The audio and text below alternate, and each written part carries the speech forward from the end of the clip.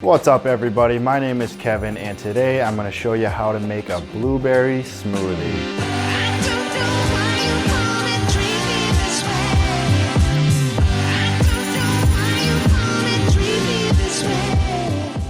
This recipe is going to make roughly 2 servings, so if you want more than that, just double it. Let's get right into it. The first thing we're going to add is 5 to 8 cubes of ice.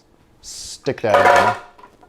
Next, we're going to add roughly half a cup of frozen blueberries. You can use room temperature blueberries, but I find that if you freeze them first, it's going to keep your smoothie overall colder and icier for a longer period of time. If you really want to turn your smoothie even bluer, feel free to add more blueberries. But for me, they're kind of expensive, so we're sticking with half a cup. Let's see if I can do this without spilling. All right, we're on to step 3. This is going to give your smoothie a little extra kick of vitamin C. You're going to toss in half an orange.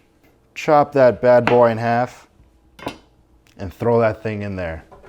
I'm just kidding, we're going to take off the peel.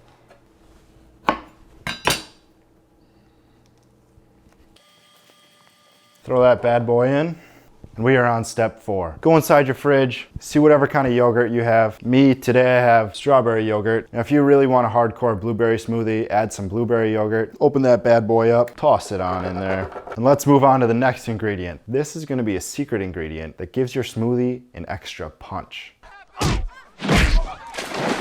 I'll see if you can guess what it is as I go into my freezer here.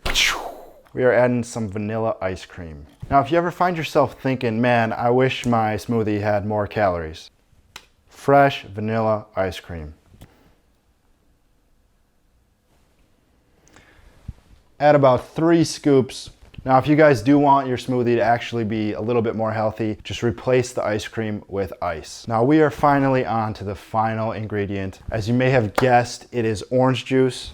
Fill up the blender about 1/4 full with orange juice. Start with just a little, blend it up, see if it's at the right consistency, and then add more until you get to the consistency that you want. If you add too much at the beginning, it could make your whole smoothie kind of watered down. So start with a little and add until you get to the right amount.